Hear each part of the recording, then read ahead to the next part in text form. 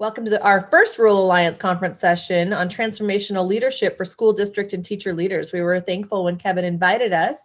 I want to thank you for joining us today. And I just want to introduce myself and Maria. My name is Courtney Strozik. I've spent 17 years in education in Washington State. I do currently reside in Eastern Washington, even though my main office, I get to work out of New York City. So I'm loving being able to work virtually around the nation. Last spring, I actually transitioned from being the principal at Davenport Elementary School in Davenport, Washington, to the executive director at New Leaders. I absolutely loved this program when I went through it last year. And so that is what attracted me to working for New Leaders, and then gives me a mission to share it, especially with other colleagues and friends in Washington State. So I'm excited that you're all here today. I'd also like to introduce you to Maria. Hi, everyone. It's nice to see you again. I just saw you a few minutes ago. So I'm Maria Esponda Medina, the Senior Executive Director for Program Implementation. Like I shared earlier, I live in New York in a borough called the Bronx. It's the only borough that starts with the, so something, a little of history there. I've been in education for over 20 years, PK to 12 and 10 years in higher education. I've been with New Leaders for the past 5 years, and I currently work with executive directors to support them with the implementation of our programs. And so, as we begin, I noticed that at our last session, we were all familiar with the Zoom features, but just for the sake of review and making sure that we create a space of transparency, we wanted to sort of share the features that we're going to be using today. So just like we did last time, we'll ask you to stay on mute unless you're speaking, and that's at the bottom corner of your Zoom. We are going to be using the chat. We invite you to ask questions, to respond to questions, to talk to each other. If something resonates, please use the chat to communicate. We love that. The other button that we want to introduce is the reactions button. You should see it at the bottom of your screen towards the at the end. And if you click on it, you're going to notice a thumbs up or applause.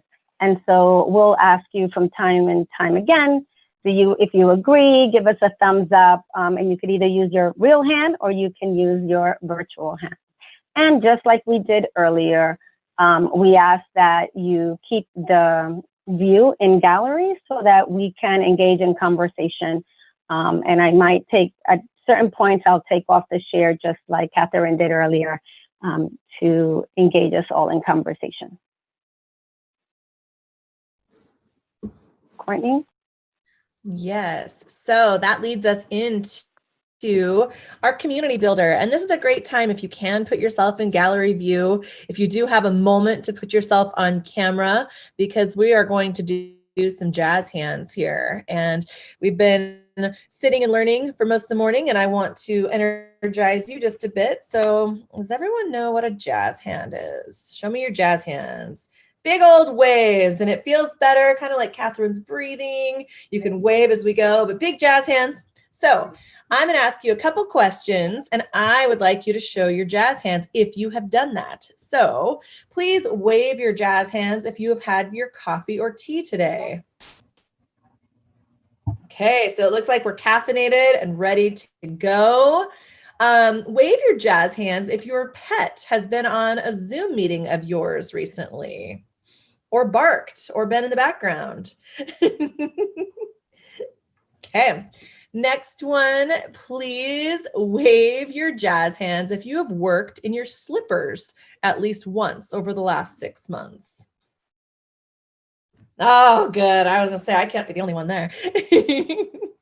Wave your jazz hands if you have a passion for improving student learning in your schools. And if you don't work in a school right now, if you have a passion for improving student learning organization-wide.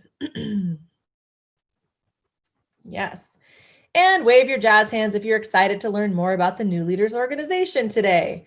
You got to do that so I don't cry. Come on, you're here. Okay. Well, I just want to say thank you for being here. We're going to switch back to if you want to go to speaker view, if that's easier for you. Thank you for your participation in that. And we're going to lead into our agenda for today. So please take a minute to look at our agenda. You can see what our plan is.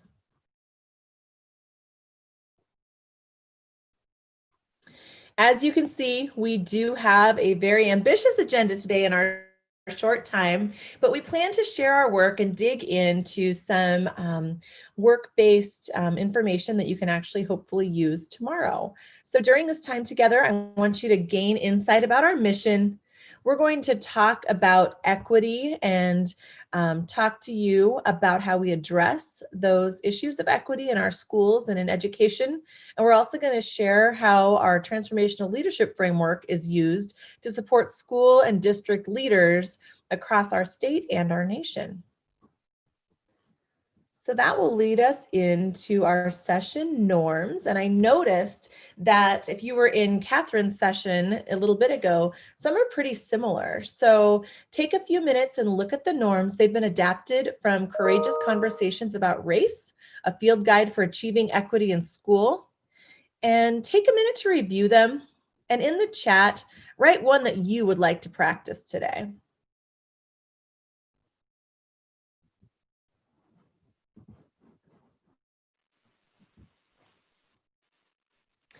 So share the airtime, step up, step back.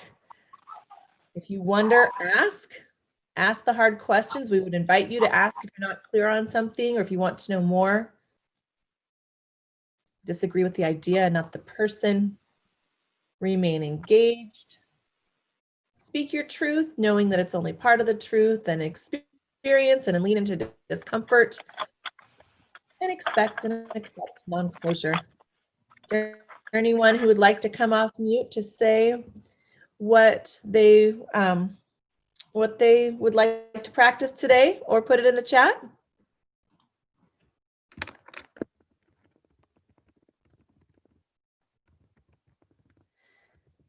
Barry says experience and lean into discomfort. Barry, since you have been familiar with new leaders, can you tell us a little more about what that means, experiencing and leaning into discomfort?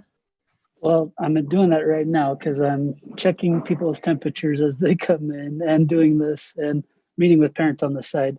But I think it's just taking challenging views and whether I agree with them or not. For me, if I don't necessarily agree with them, I want to engage with it and not just ignore it. And that kind of takes a risk sometimes to say, hey, I don't know if I agree with that, or I don't know if, and then have a conversation that's maybe not so comfortable. Excellent. Barry, I appreciate that. If I may, I think Courtney and I were talking last night, and I said, I think I'm going to experience and lean into discomfort, right? Because we realize that we're new to this community, and we're going to invite you to talk about equity and to share your work with us, and we want to share our work with you. So by us lifting that in the room, that we create a professional and safe space to foster engagement. And so I just wanted to share that with the group. Mm-hmm.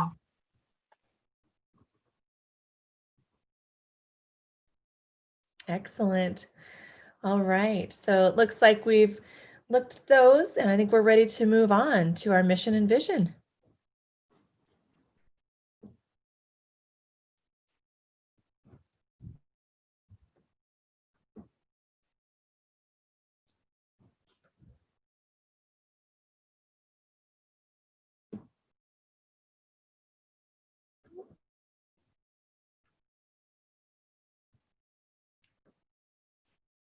I think your screen share stopped.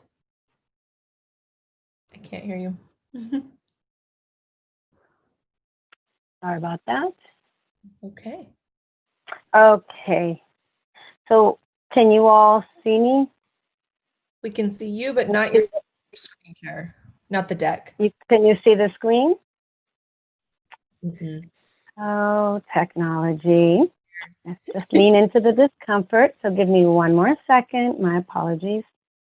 Try this again. How about now? There it is. Yep. Okay, great.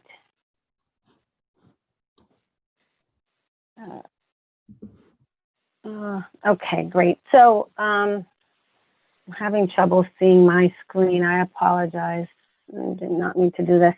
So one of the things that we want to do is focus on instructional excellence and equity, and share with you a little bit of our work and how we do this. And so we want to start with our mission and vision. So we want to invite you to take 30 seconds, and if you can just read to yourself our mission and vision, and in the chat, share with us what resonates for you. Any words or phrases that resonate for you.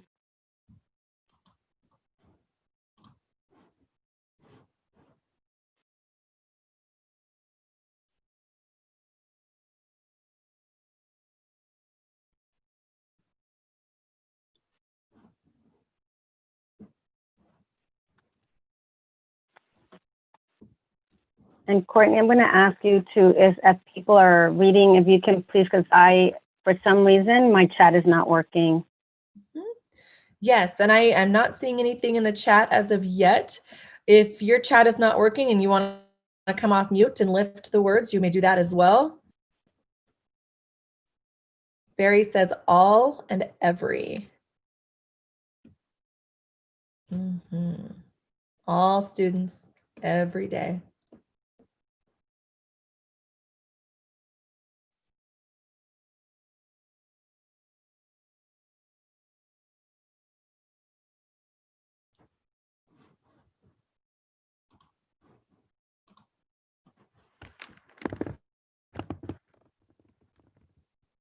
Something for me, Maria, that's always stood out from this mission and vision is transformational. And I think even in this day and society, even as Barry's there taking temperatures as the students are entering in and teachers, I think it shows how we have to take what we have in our traditional school system and move it forward.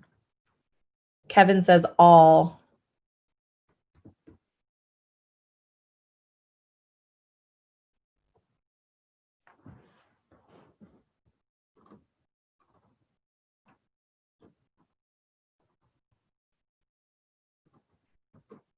Michelle, excellence and equity. Thank you, Michelle. Kathy says advancing policies and practices.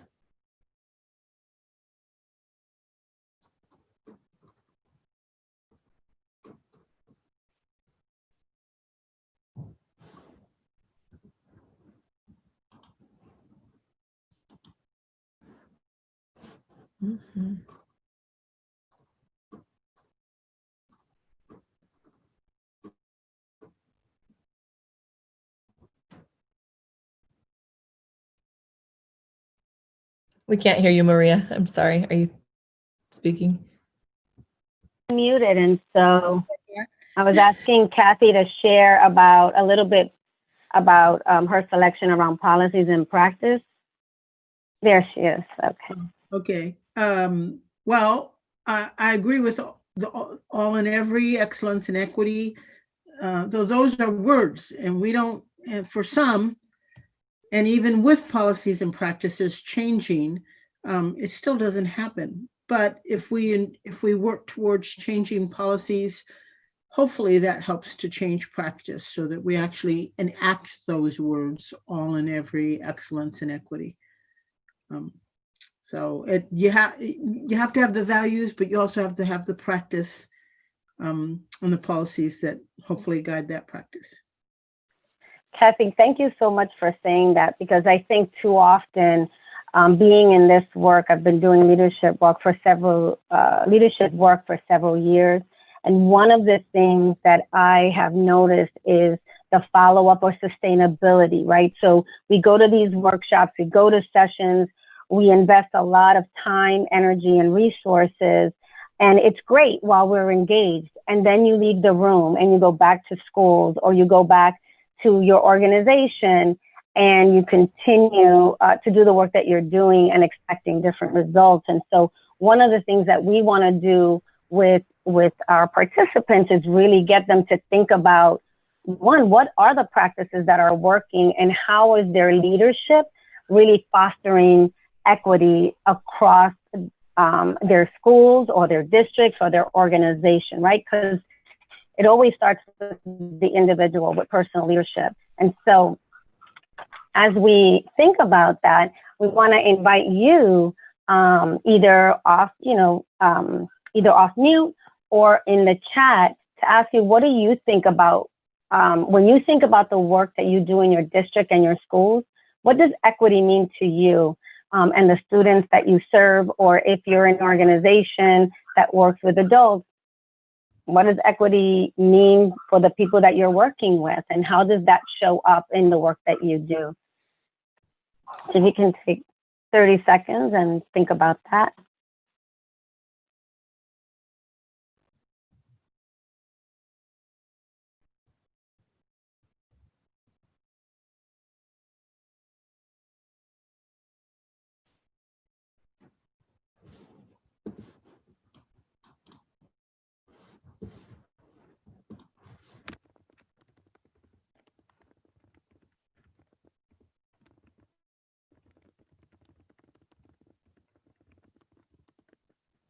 Kimberly, I asked you to share when you think about your work.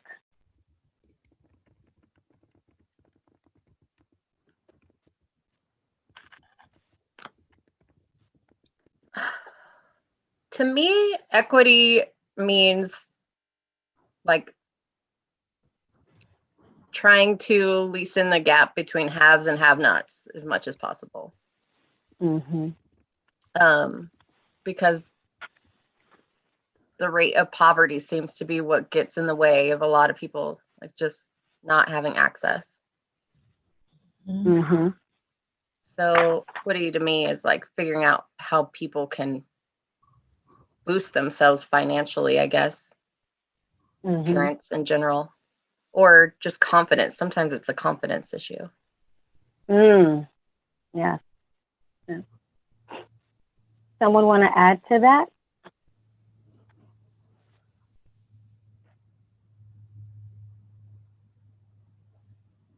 I think it's about, as I was saying earlier too, in practice, it's not just about, it's about equitable services, not the same services necessarily, Mm-hmm. but equitable Mm-hmm. service for all students. Mm-hmm. And those are different things. And you know when you're doing that, and it shows up when you can measure progress for all kids. Mm-hmm.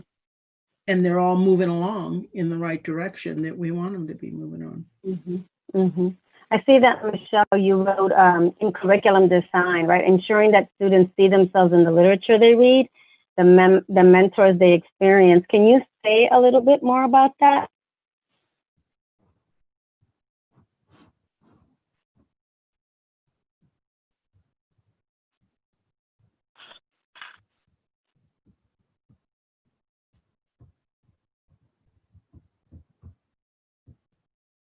Oh, she can only write now. Okay, well, I appreciate that statement. As a Latina woman, right?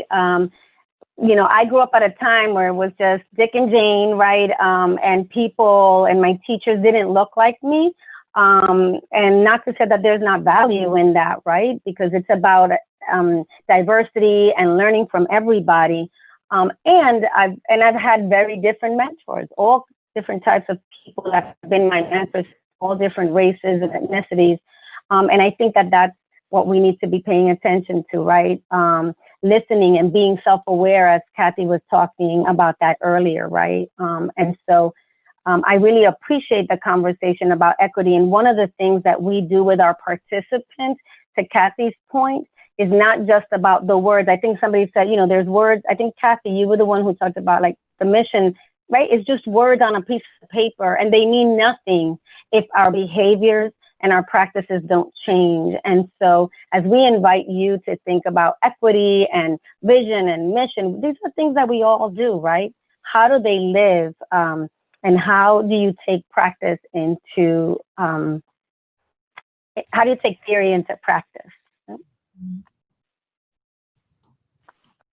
And so this is our definition of equity, right? At New Leaders, we define equity as taking action to establish and maintain practices that support historically and persistently marginalized groups in reaching their full potential and dismantling those that don't, so that all students and staff can thrive.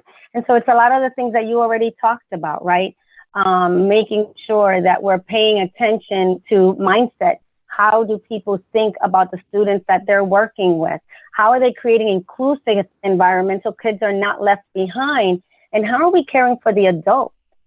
How are we also caring for the adults, especially right now with COVID and all the things that are happening in our world? I mean, we talked about it previously in the other session, and thinking about the anxiety that we're all feeling, some of the things that are happening to our families personally. So how do we support our leaders to be their best self, right? How do we access? What does that look like? What does high quality curricular look like? Is it what Michelle talked about, right?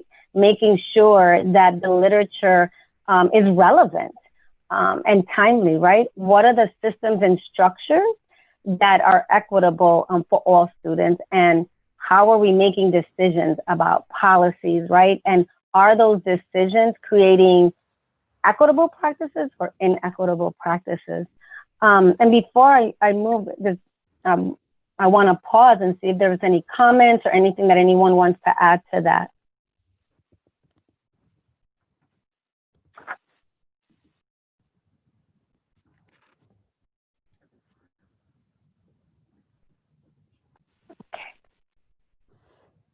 So with that, Courtney is going to take you through the Transformational Leadership Framework, which is a tool that we use to ground a lot of our work.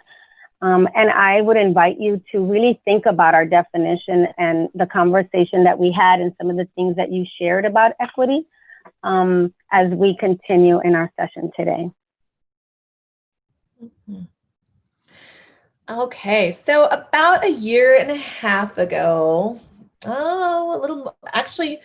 about a year and a half ago, I began digging into the work that New Leaders offered. I was actually a participant in the Rural Alliance, went to Northern Quest with a cohort of principals we'll talk about later on. But as I moved into looking at the Transformational Leadership Framework, it is what truly grounded my work in the school to really push that equitable lens, as well as take some time to take a step back from what we had already put into place to make sure that we were serving our students correctly and in a way that would help them to be ready for college and career. So we're going to move into the TLF 2020. So we talk about TLF, and you'll hear it a lot. I know it's kind of like ALF, but the TLF 2020 is a document, and we'll share our resources with you later on in this presentation, that helps transform schools for that new reality.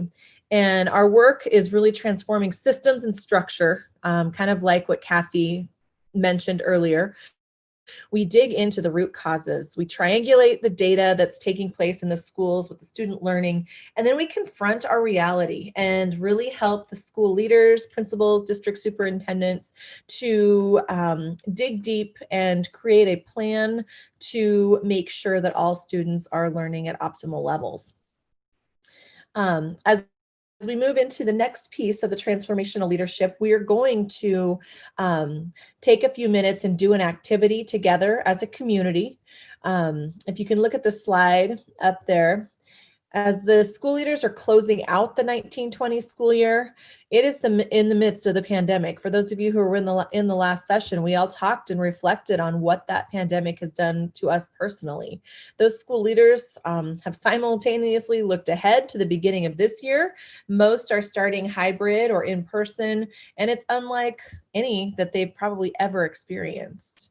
And in the wake of this catastrophe, there have been some educational gaps, and we're noticing that they're wider than ever. And the students that are living in poverty, the students that have different color skin, the students that are homeless or traumatized, things like that, they are really experiencing those disproportionate level of loss and to their learning, as well as to the health and well-being of their families and communities. So given this context, the ongoing threats of the virus the school leaders and their team are really required to reimagine how their schools and communities operate, planning for those multiple contingencies. And those of you who are school leaders in this room, you know that oftentimes is changing by the day, by the hour, by the minute. And so to do so, we know that our school leaders need more than tools and resources and technology. They need that ongoing training and support and development to effectively plan and relaunch and to reimagine the possibilities of what success looks like for their staff and students over this time. So as you can see on this slide, there's the 5 main components, and we'll look deeper into those as we go. We've got categories, learning and teaching, school culture, talent management, planning and operations, and personal leadership. This transformational leadership framework was developed out of observing principles over time. Breakthrough Principles is one of my very favorite books. It was co-written by New Leaders executives and our CEO. They captured case studies of how New Leaders principles impacted student achievement. And then that's where it takes the TLF frames, the comprehensive view of school leadership, and our proven delivery method and model teaches the leaders how to execute the practices known to drive student achievement. And that's done by integrating, like I said, that learning and teaching, school culture, personal leadership, and all of the programs so that we can create leaders who not only ensure that quality instruction to their schools, but also lead others to maintain high expectations and reflect on their craft or on their practice continuously. So take a minute and look at those 5 levers and categories. Give me a thumbs up when you're finished, either on the screen or on your reaction button.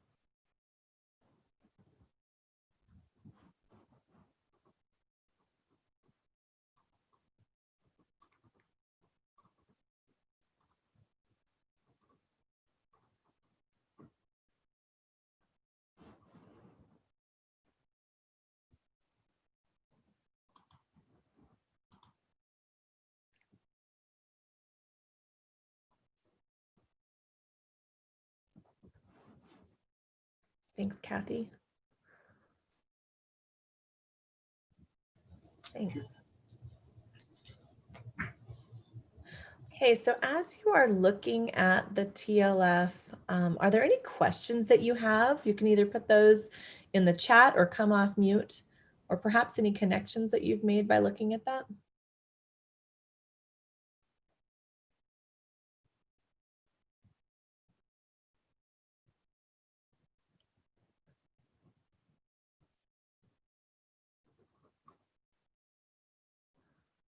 Okay. We're going to go ahead and move into then what the TLF is and what it is not. And to be very transparent, when I first saw the TLF, it was right in the midst of getting ready to do teacher observations where we use TPEP, where each district has already established a framework. Marzano, Danielson, or Cell 5. And I was really concerned that it was just another rubric or an evaluative tool, and it's not. That's what's exciting about the TLF. The TLF is mainly used for growth. It's a framework to uncover the practices that are working in our schools and systems, and then what can be improved upon. Any questions about what it is or what it's not?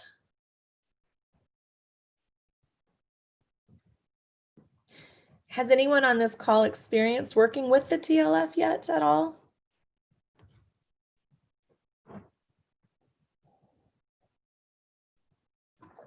No? Okay, well then that makes it exciting for us to dig into this work. We're going to do a learning exercise together as a community.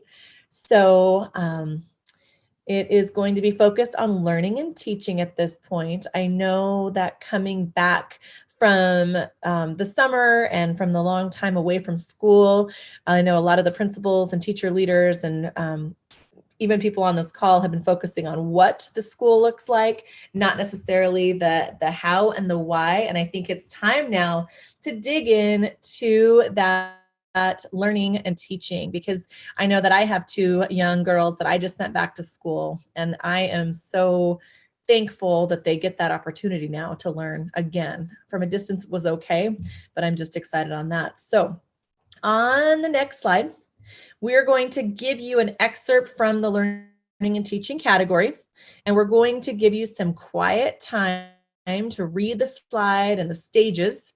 And then we're going to have a group discussion. So if you have some paper in front of you, or if you have a document open and want to take a couple notes, that would be great. We are going to individually give you 3 minutes. You can go off camera if you'd like to do that and read quietly. We'll call you back, but you're going to read that next slide. And then after that, we're going to have a group discussion. And the questions that are going to guide that group discussion is, what did you notice? What resonates?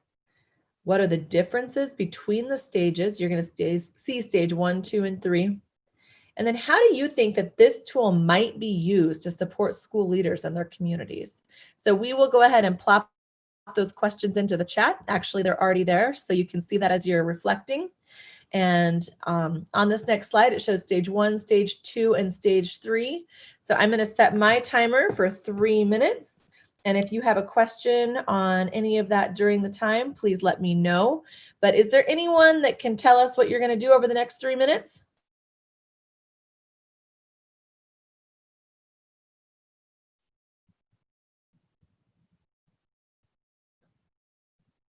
Okay, then I will tell you one more time.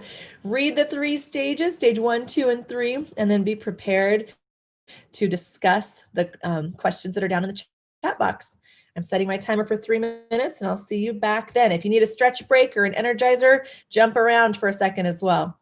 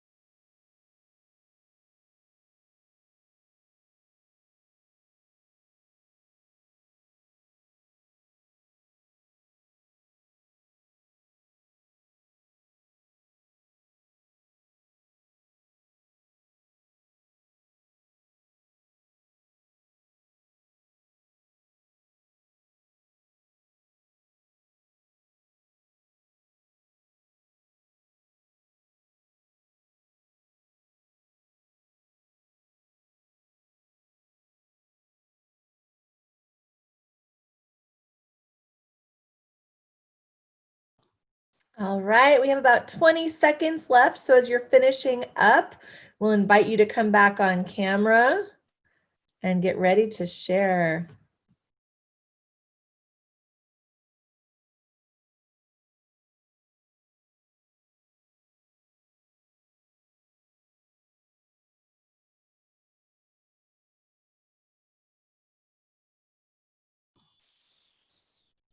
All right.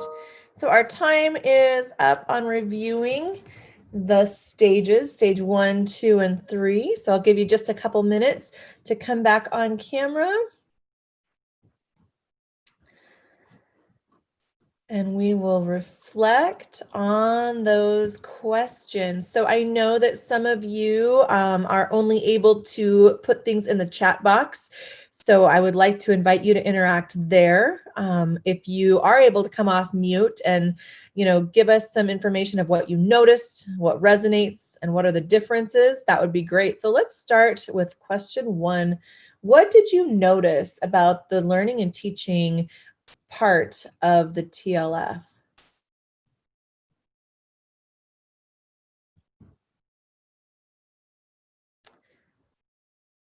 Kathy, do you have a noticing that you would start us out with?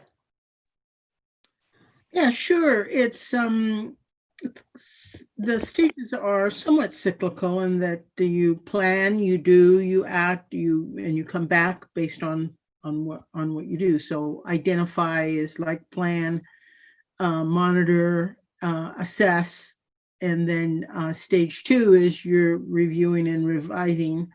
So you do it, you monitor it, you make necessary changes, and then you come back to that cycle. So it's a nice continuous improvement cycle. Okay. Yes, continuous improvement, which is what we always want for our students. Does anyone else have something that you noticed?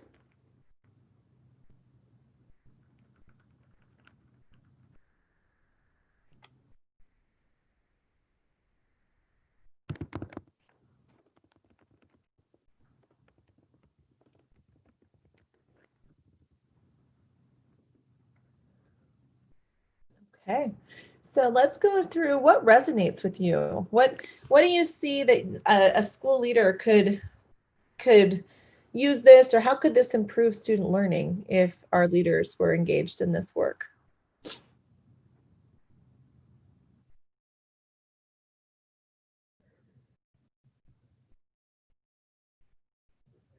Something that really resonates with me as I look at this, and I was actually a learner in this work just about a year ago, is just the idea of using the data and then digging deep into that data for the root cause to provide that feedback and then implement the strategies that just kind of put things into perspective of how to get the student learning to improve. Right.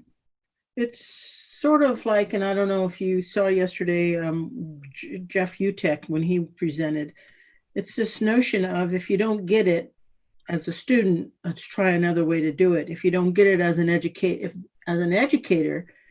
if your lesson didn't work or what you planned didn't work, try something else instead of the same old, same old. So it's this notion of always moving forward and changing based on student needs and the data that tells you kids are progressing. So again, just a continuous improvement cycle, not same old, same old. So. Oh, you're on mute, Maria, I think.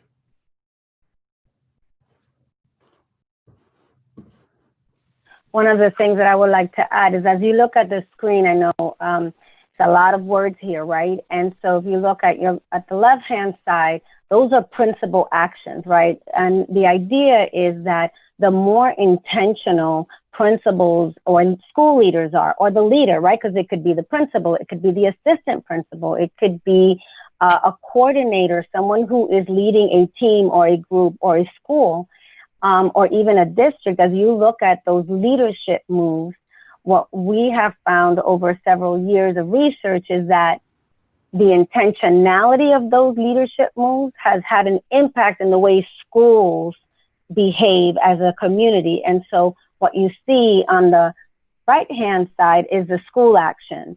So sort of like the theory of action is like, so if you're in like stage 2, right, it doesn't mean, so if you're in stage 2 and you're like revising procedures and routines, right, hopefully the outcome of that is that your teams and your schools are capitalizing on instructional time, right? Because the principal or the school leader has made decisions about the schedule, for example, right? And how teachers are going to spend their time. So it's about the intentionality. The intent, something that Kathy said earlier, she talked about intent and impact, right? And that resonated for me because it reminded me of the work that we're doing at New Leaders with our communities and our partners, right? And supporting leaders to really be intentional and sharpen their skills, because the work of leadership is not new.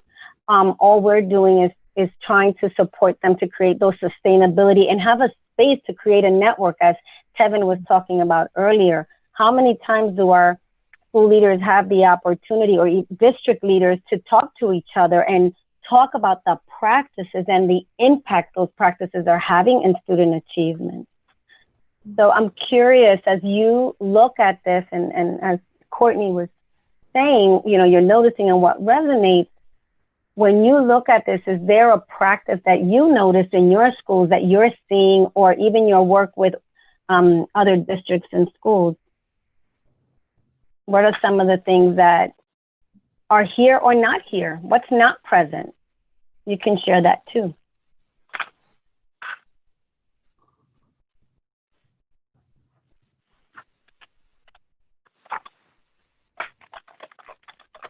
If you prefer writing it on the chat, that would be great.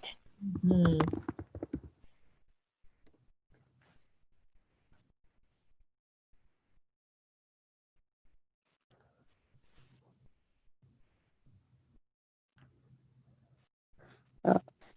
We don't see everybody on the camera, so I'm just wondering if people can just at least say, I'm here, we're listening, that would be great.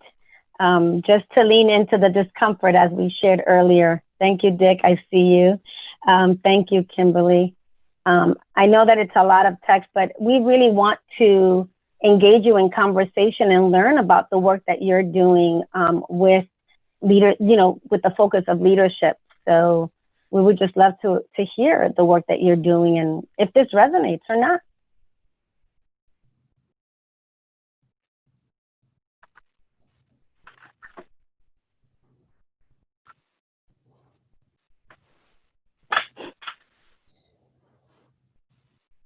So as we look then at that other, or the next question, what are the differences between the stages? If you look at, stage 1 has a lot of words, a lot of actions, a lot of things. Stage 2 looks a little lighter on the principal and maybe more on the others. What can you see about stage 1, stage 2, and stage 3, just from looking at that sample of the TLF?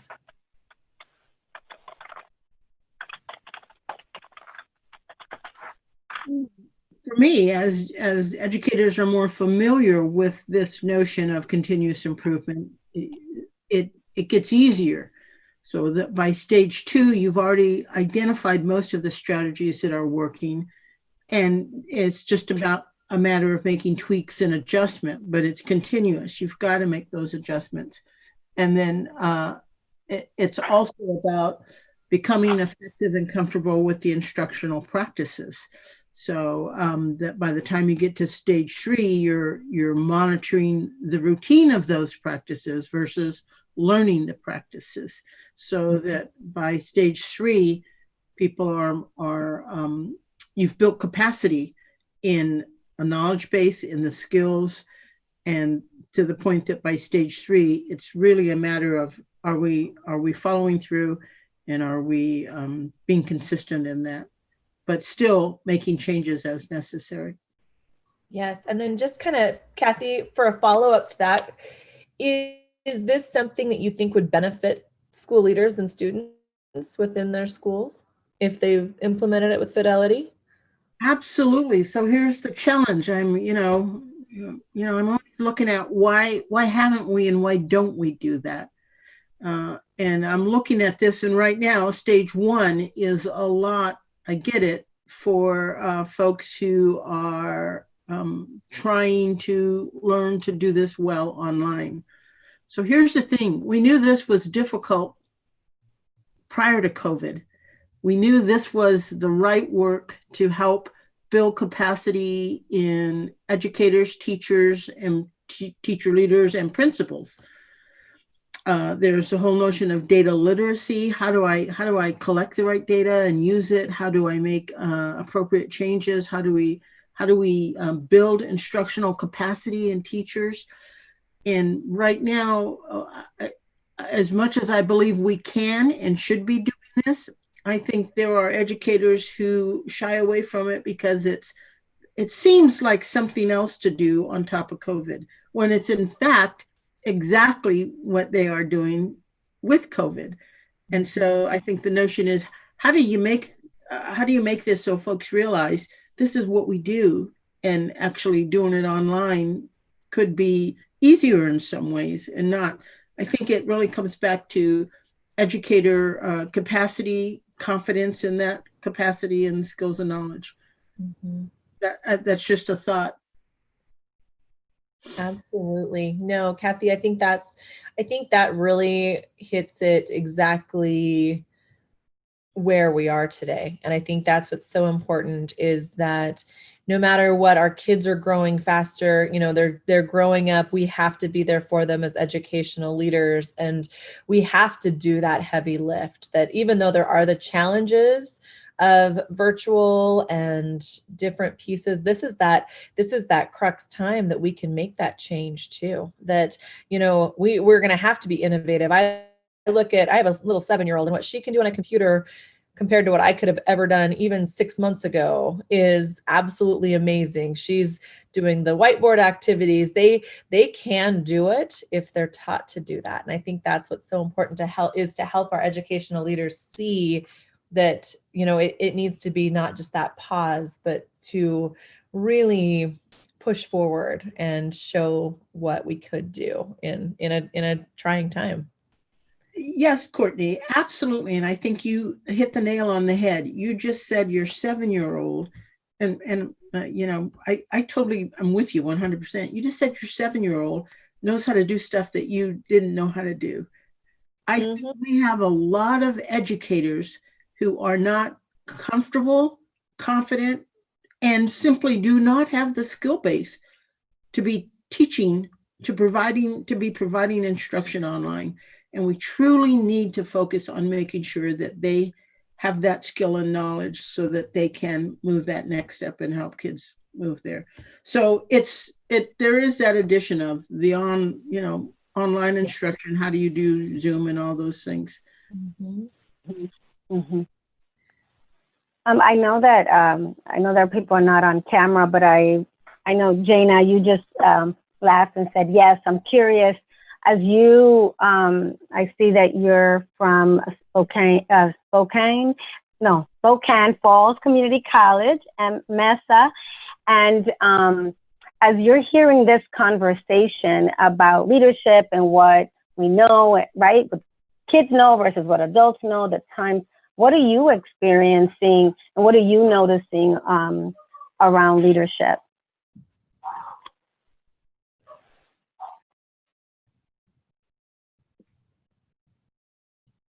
We can't hear you.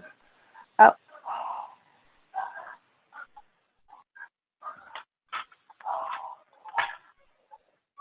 Oh.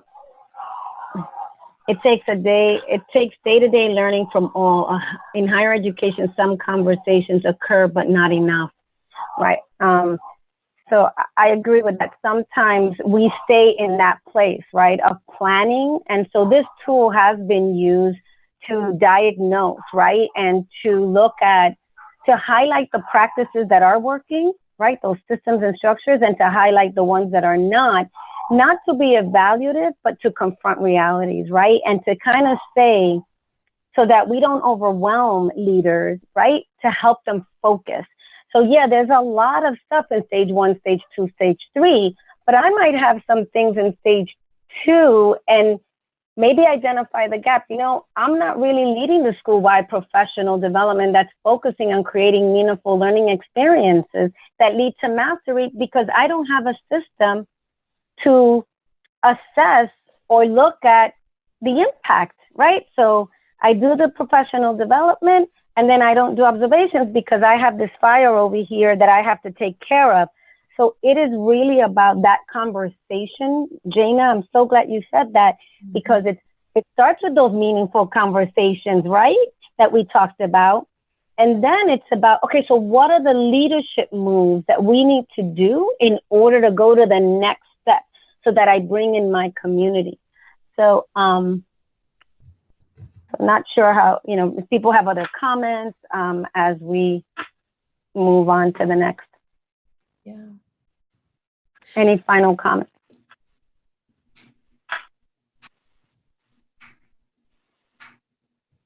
Okay. Well, and I thank you for those that did kind of engage and think about that piece, because I think that's where we're at in our time. I do want to ask if you could, in the chat, we have kind of a bonus question on there. It's on the bottom of that slide. As you reflect on your own practices, and this can be in any of your educational or organizational pieces at this time, how could that TLF add to existing practices in your community to uncover and dismantle those inequitable practices? How could that be used? I'll give you a minute to type your answers into the chat.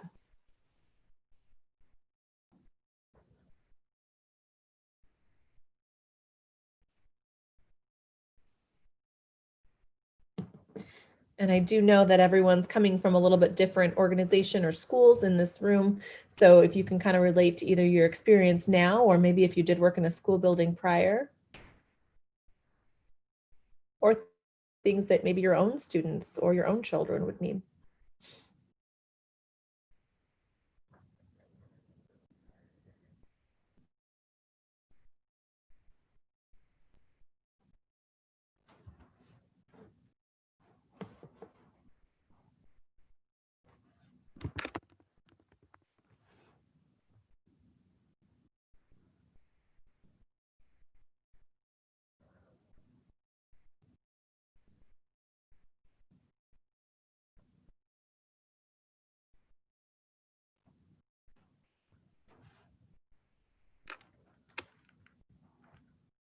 I know this is kind of a deep question to dive into, so I'll give you a little bit more time to write your answer in the chat. I do see some of you typing away.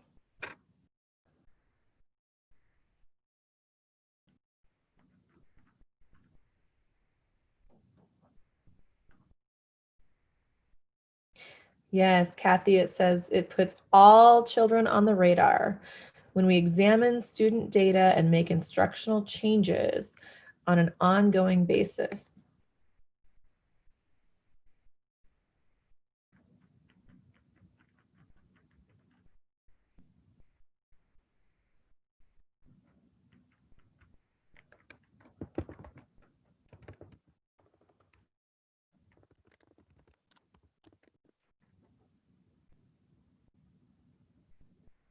Kim says, like anything throughout time, the law requires us to do something, but we must put it in a local context to implement for a successful future for our students. And I think that is a huge piece, compliance versus student-centered leadership.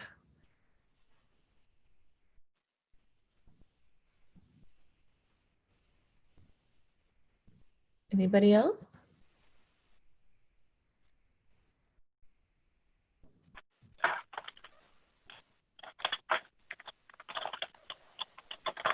Okay. Yes. All right. So I want to give you about 30 seconds. We are going to move into the final part of our presentation here, but let's take 30 seconds. Let's stand. If you want to, I'm going to stand. Let's shake it out, move around, get some energy. We've been sitting for a long time. Maybe take a big stretch, use some of what Kathy was teaching us earlier with that wave breathing. Move around.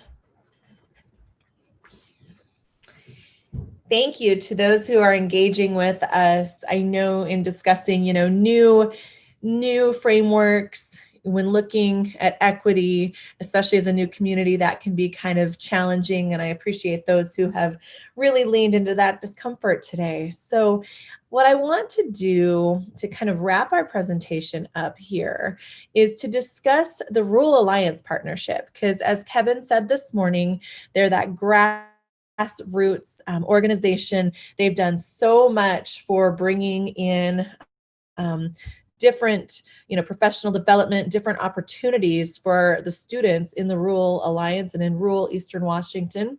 And I know that that's expanding even today with some new people on our call today. So, as you may know, the Rural Alliance has partnered with New Leaders. We're on year 2 of programming, and we are serving about 45 principals in Eastern Washington. So right now, as we speak, some of the principals in Eastern Washington are on coaching calls. They are coming together and doing leadership walks and community of practices.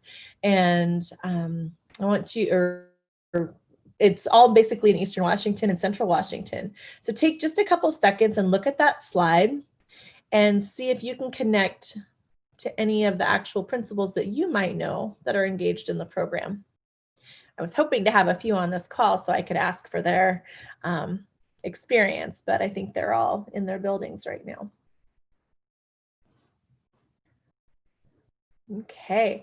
So, like I said before, I personally got to experience the program as a participant last year before I decided to come to New Leaders. And what I experienced is what the same that the principals that are still involved in are. It's a highly engaged professional development program. It creates that rigorous learning environment for the students. And then as we kind of move forward into 2021, we would like to be able to expand our offerings in Washington State. So that's why we want to show you a little bit of kind of the work that we do as we did with the TLF, and then try to think about how that could impact more of the students in Washington State, whether in rural or urban communities. And let's see here. I know, Dick, you've been not necessarily a participant, but an integral part of this program. Is there anything that you would want to tell us to highlight what you've seen the participants engaged in or learning about?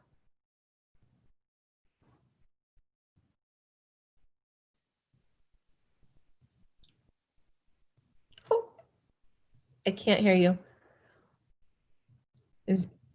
Nope. Are you on your phone? Is it on mute? Oh, darn it. Nope.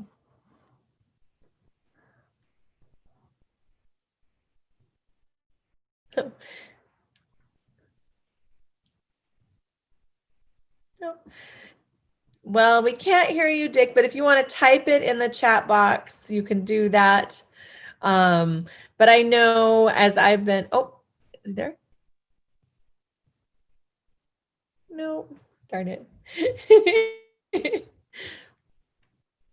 We'll give him a second here because he's been very highly engaged. Maybe Kevin can share while we wait There's for. There. Oh, yeah. All right, there's Uh-oh. first. There, is that better? Yes, perfect. Well, you know that 7-year-old you were talking about? He's got me whipped hands down. The principals that are involved and that have been doing this,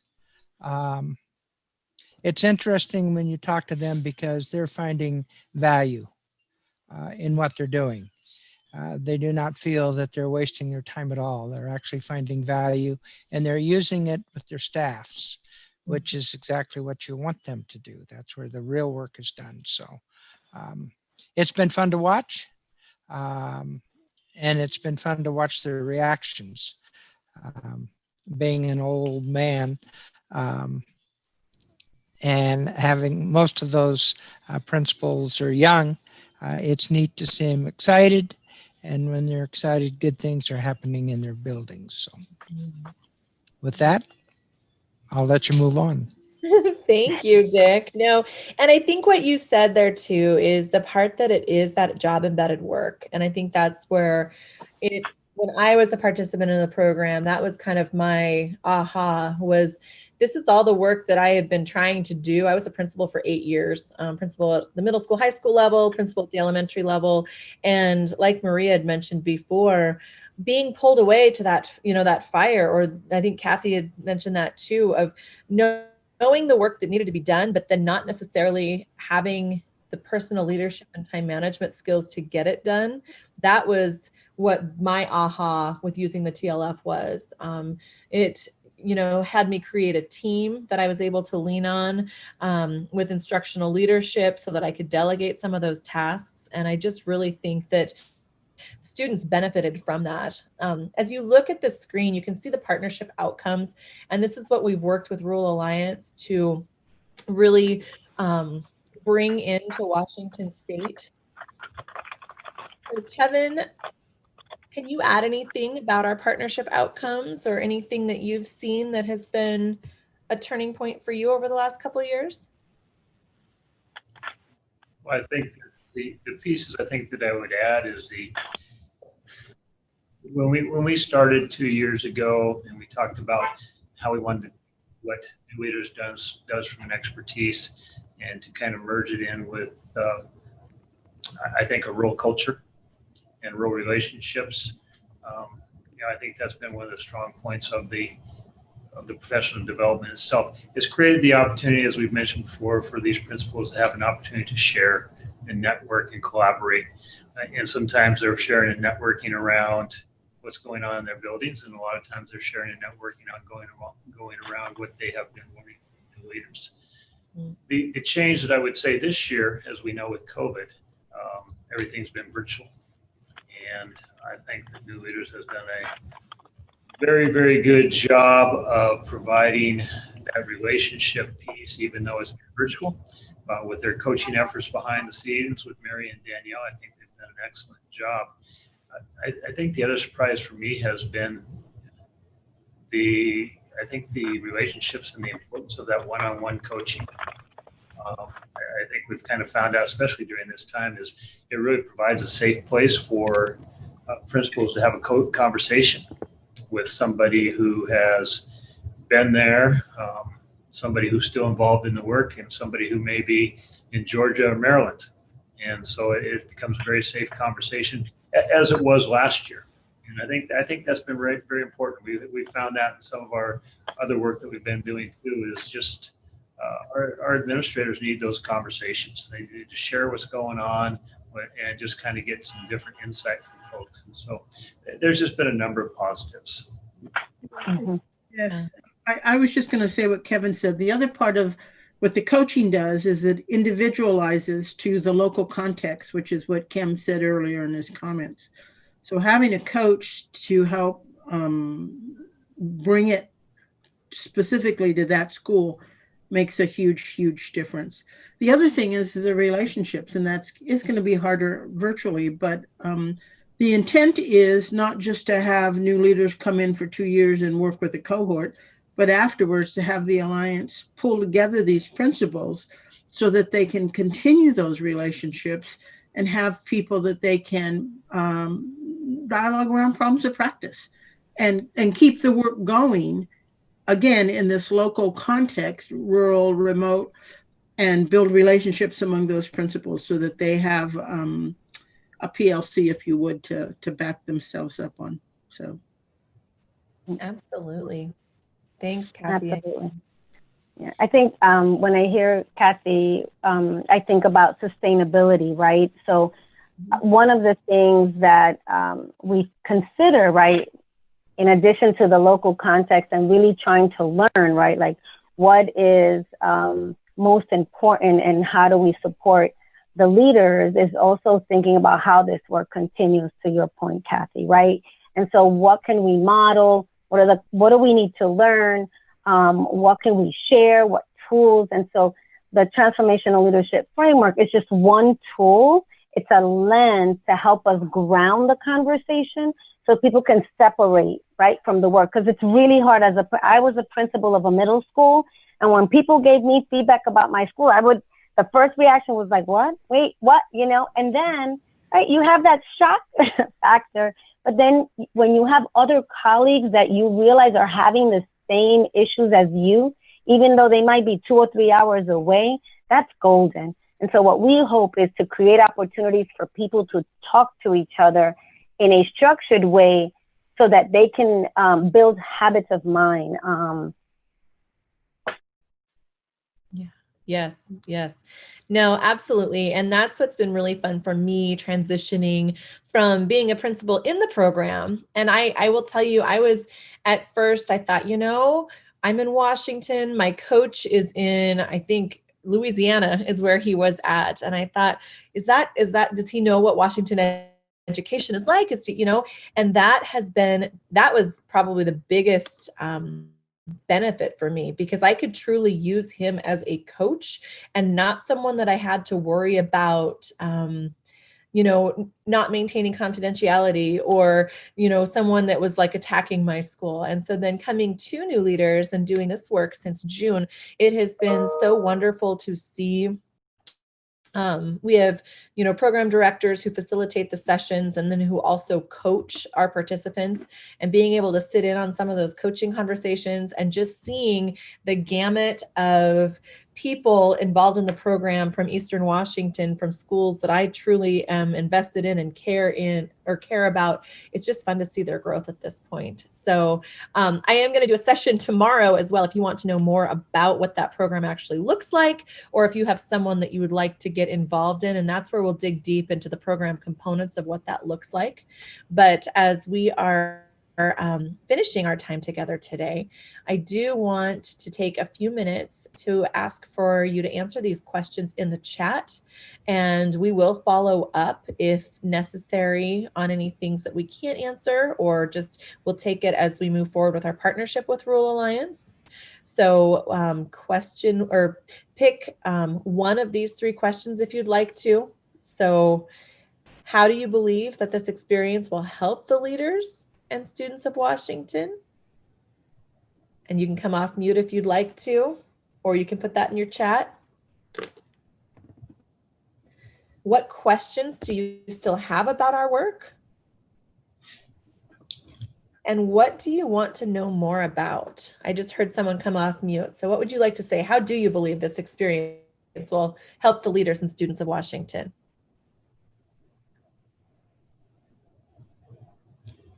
Hi, Courtney, Kevin. Hey, Kevin. So, I think we were just kind of talking about, but I still think even in the COVID days, I think it's just so important for them to have the opportunity to speak to each other. We've seen that, as Courtney mentioned, she would have been in cohort 1, year 2, and we've had the year 2 people who have had an opportunity to have some conversations this year also.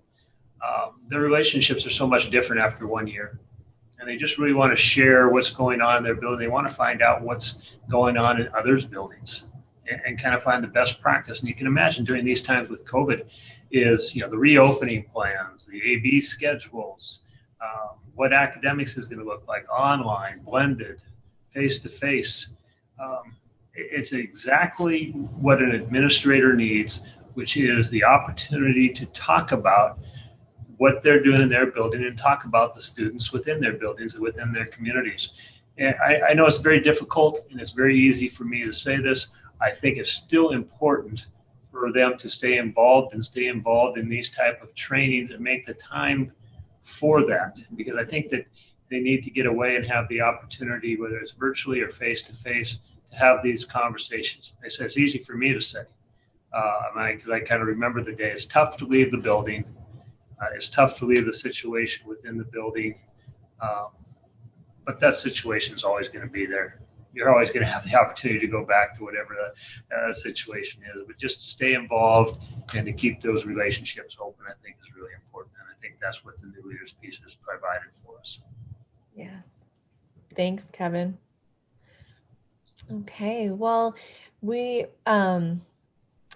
I did see another in the chat. This will help provide a framework for formulating leadership practice through structure based on research. Yes, that is what I appreciate, is the structure and the research.